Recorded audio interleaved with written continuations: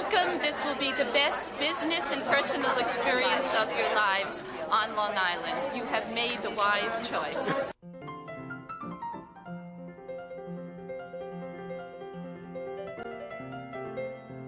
We sat on this couch right over here, and we're 10 women like a think tank. What are we going to do with this? We're sitting on something that has tremendous potential. And we decided to form a networking organization called the 110 Center for Business and Professional Women because we were able to meet at Polytechnic Institute on Route 110. Helen arranged for us to have a light supper at Polytech, and I organized all the programming.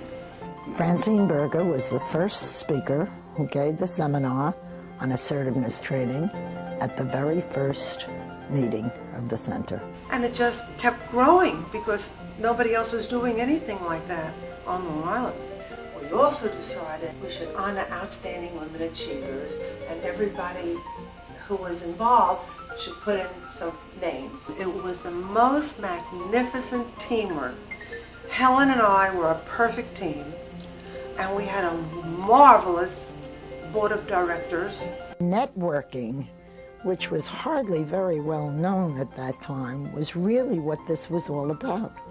The opportunity to meet other women, to meet people that they could learn from, to meet people that they could sell to. We are the old feminists, and I say we are because we were a breed apart, but we wanted equal pay for equal work. We wanted daycare for our children. We wanted equal educational opportunity. The whole idea was to get women started, those who wanted to, and let me tell you, they came in droves. We did a lot of seminars. We were just bringing women really out of the dark ages as far as finances were concerned, educating them as to living wills and wills at all and telling them how they could invest their money. I was president when we gave the first scholarship. It was going to be to help women come back to school to further their careers. And we decided at that time to name it after Madeline Gardner, who had just died. And she was my mentor. She was an absolutely incredible woman. There were very few role models from the corporate world that we knew. Audrey was, I think, the director of human resources for LICtrHistory. In the early days, many women who had achieved any kind of status were either afraid to help people or who were too involved in trying to get to their own place. Audrey never hesitated about looking to help someone up the ladder. She said it was hard enough for her. She was probably one of the first mentors. But by the time I became president, it had expanded its boundaries, and many of the people were coming from all over Nassau and Suffolk. So we decided to rename it. Most people assume that networking means that you go up to somebody, hand them your card, and they're immediately going to do business with you. And if they don't, these people assume that networking failed. And that's not what networking is at all. Networking is building up your resource network, and that perhaps the person you've met can't use your services, but the persons or people that they know can. Or you in turn can avail yourself of their services, and some of the people that you know can also avail themselves of their services. If you come to one of the meetings, there's just so many people there for you to connect with and meet with and find support from. The beginning times were very exciting because our meetings were small. 50 was a big meeting, so you really got to know everybody who was there. If you look around tonight at the journals on the chair, those journals in the format that they are today were my idea. While I was president, we also tried to bring corporate members for the first time into the Long Island Center. We lived on a shoestring. We never knew from one month to the other if we could make our payroll in the office. The newsletter was a very small thing back in those days. It was, a one-page type of thing. Our office staff was in charge of getting the newspaper out. The newsletter committee, headed by Michelle Pincus. People are clamoring to advertise in it. No comment on the Long Island Center would be appropriate without a salute to Maureen Dowling. the heart, the heart, the heart. And I have to repeat it 3 times because behind each of the presidents, with all their brand new ideas, is the gal who gets the work done. And I started here 18 years ago. It's when the center was in a box. Transition from typewriter to computer. The office staff was a little bit skeptical because we didn't know anything about how to even turn it on. Yvonne, as in, you need help? Call Yvonne. Your computer broke down? Call Yvonne. And what she did for us at the center was bring the office and all of us into the 21st century. Thank you, Yvonne. In order to be president of the center, you have to be the executive vice president. So I knew I was coming into the presidency, and I was working with Harriet Corzine.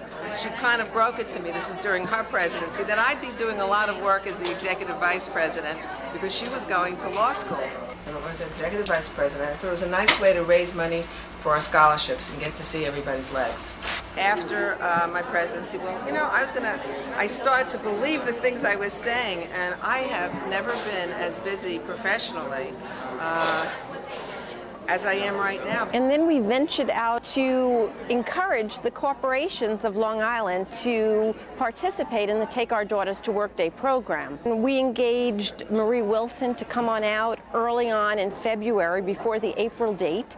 And from that, so many companies and corporations and business entities knew who we were and what we stood for, that it just flowed right after that. And by the end of my presidency, I think we had something like 17 or 18 corporate sponsors. I was very much focused on bringing the center forward in the Long Island community so that it was no longer referred to as your woman's group. The members were hungry for golfing and learning golfing. What the clinic had done was brought members who were more interested in that element, networking on the golf course, building business through golf, and sharpening their skills in such a way that you wouldn't feel awkward. We may not always know everybody in the whole room, but they're going to get to know us. The role of a membership committee member is simple. It's a huge committee, so you get to know already a lot of people. It doesn't take too much effort to go out there and represent the center. Supporting our scholarship fund. I'm very happy to be part of me. Thank you so much. The first Madeline Gardner Memorial Scholarship was $200, and we've grown to a point now where we offer many different types of scholarships, including that one. This year we gave our first member's child a scholarship. And as I always say, if you need any helicopter engine components, please give me a call because I can get it for you wholesale. Esther, Ellen, myself, and Dorothy Carty came up with starting the NetWalk, and we're very proud to say that we were the first ones to establish it. As far as I'm concerned, the center met and exceeded its mission for me. The center was instrumental in helping me achieve many of my business and professional goals. My term as president was successful because I had a fantastic board and staff. Everyone pitched in and supported the goals we had set. There was a real sense of teamwork and camaraderie. During my tenure as president, I set a goal to focus on integrated and distinct quality initiatives that truly supported the center's mission to expedite the advancement of women to equal participation in business, industry, and the professions. We recognize the need for business leaders to partner with community-oriented initiatives and created strategic alliances with nonprofits to foster greater awareness of issues affecting women, such as heart health, breast cancer, and multiple sclerosis. Educating our membership was a top priority for my team. We sought to engage executive women, adding an array of corporate and individual members to our esteemed ranks, and fostered executive circles that encouraged mentoring partnerships. We saw the need to advance business-to-business relationships and created monthly programs and meeting forums that attracted new faces and new talents to our ranks while retaining our valued membership. We wanted to formally express our thanks to those that came before us and created the first Hall of Fame event, bringing back all the past achievers and all the past presidents to inspire communication and rejuvenate involvement. We do a lot of networking, a lot of counseling, a lot of support, role model, giving back to the community, but most importantly, we mentor each other. There have been times when you have called upon your fellow member to help somehow, some way, how to land a client, how to deal with an irate boss, how to get a promotion, whatever the case may be, right there in your own workplace. If you're not mentoring another woman, you're doing something wrong. I don't measure my achievements by the things that I've accomplished. My success to me is measured by the network of people that are part of my life and have helped me through these many things. All over the world, women are struggling for proper recognition in their personal and professional lives because of barriers of prejudice, discrimination, ignorance, and indifference. Technology can go beyond all of those barriers. It continues to advance at the speed of light to change the world, and I'm grateful to be part of that revolution.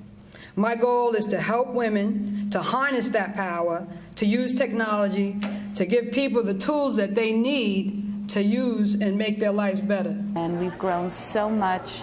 We are an organization that is continually working on enhancing the role, enhancing the ego, enhancing the effect, enhancing the reach of women in terms of their achievement, personal as well as professional, and the impact they have on this society. An organization like the Long Island Center is meant to just keep growing and doing and being. I always felt that the center really did more for me than I did for it.